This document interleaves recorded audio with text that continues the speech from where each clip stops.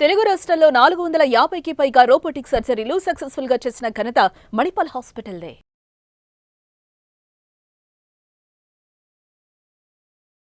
ప్రేక్షకులకు నమస్కారం. నేను doctor Ravishankar Erukulapati, senior endocrinologist, Apollo hospitals, Jubilee Hills, Hyderabad. ఈ పర్టికులర్ ఎపిసోడ్లో డయాబెటీస్ రాకుండా అసలు ఎలా మనం ప్రివెంట్ చేసుకోవచ్చు అనేటువంటి విషయం గురించి చర్చించబోతున్నాం.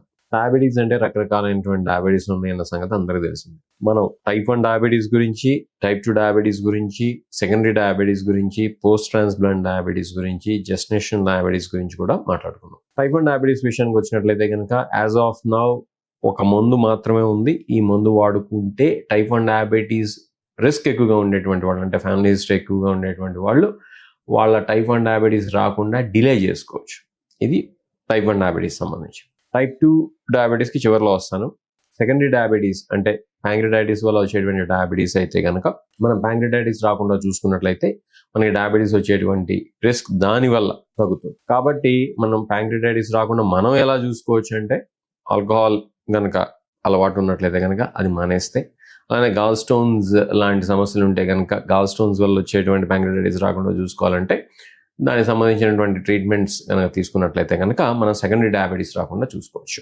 ఇది ప్యాంక్రియాటైటిస్ వల్ల. నెక్స్ట్ వెరైటీ జెస్టేషన్ డయాబెటీస్ రాకుండా ఏం చేయాలి అని అంటే కనుక కొంత మేరకైనా సరే అధిక బరువుని కనుక రాకుండా ప్రెగ్నెన్సీ ముందే జాగ్రత్త పడితే ప్రెగ్నెన్సీలో వచ్చేటువంటి జెస్టేషన్ డయాబెటీస్ రిస్క్ కొంత మేరకన్నా తగ్గుతుంది. అలానే ప్రెగ్నెన్సీ వచ్చిన తర్వాత చాలా మంది స్వీట్లు విపరీతంగా తినేయటం, ఎక్సర్సైజ్ చేయకుండా ఉండటం చేస్తూ ఉంటారు. ఇటువంటి వాటిని కూడా కనుక మానుకున్నట్లయితే, అంటే ఎక్సర్సైజ్ ఎంత చేయాలో అంత మేరకి మీ గైనకాలజిస్ట్ లేదా ఆబ్స్టెట్రిషియన్ చెప్పినటువంటి మేరకు కనుక చేసినట్లయితే, అలానే స్వీట్స్ లాంటివి విపరీతంగా తినకుండా ఉన్నట్లయితే కనుక ఈ జెస్టేషన్ డయాబెటీస్ వచ్చేటువంటి రిస్క్ని కొంతమేరకన్నా మనం తగ్గించుకోవచ్చు. ఇంకా post transplant diabetes. Post transplant diabetes అంటే ఏంటంటే ట్రాన్స్ప్లాంటేషన్ ఆఫ్ లివర్ కానీ, అలానే ట్రాన్స్ప్లాంటేషన్ ఆఫ్ కిడ్నీస్ కానీ అయిన తర్వాత ఏమవుతుందంటే కొంతమందికి డయాబెటీస్ వస్తుంది. ఎందుకు వస్తుందంటే స్టెరాయిడ్స్ అలానే ఇమ్యూనోసప్రెసెంట్ మెడికేషన్స్ వాడుతూ ఉంటారు కాబట్టి వాటి వల్ల వచ్చేటువంటి డయాబెటీస్ని మనం పోస్ట్ ట్రాన్స్ప్లాంట్ డయాబెటీస్ అని చెప్తాం. ఈ పోస్ట్ ట్రాన్స్ప్లాంట్ డయాబెటీస్ రాకుండా నివారించడం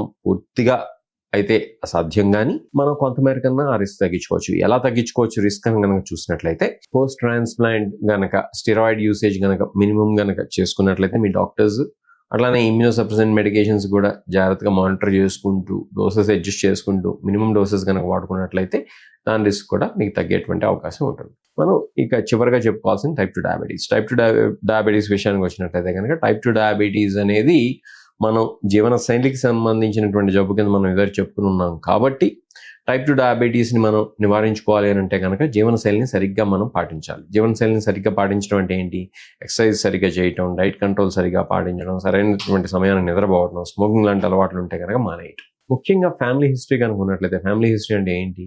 మన పేరెంట్స్ కనుక డయాబెటీస్ ఉన్నట్లయితే కనుక, లేకపోతే మన సిస్టర్కో బ్రదర్కో కనుక డయాబెటీస్ ఉన్నట్లయితే కనుక ఇటువంటి టైప్ 2 డయాబెటీస్ వచ్చేటువంటి రిస్క్ ఎక్కువగా ఉంటుంది. కాబట్టి మరింత జాగ్రత్తగా ఉండాలి. అంటే రోజు ఎక్సర్సైజ్ చేయడం, అధిక బరువు ఉన్నట్లయితే కనుక దాన్ని కోల్పోవటం, అలానే సరైనటువంటి సమయాన్ని నిద్రపోవడం, సరైనటువంటి ఆహారాన్ని సరైనటువంటి మోతాదులో తీసుకుంటాం, ఇలాంటివి చేసినట్లయితే కనుక టైప్ 2 డయాబెటీస్ వచ్చేటువంటి రిస్క్ తగ్గిపోతుంది.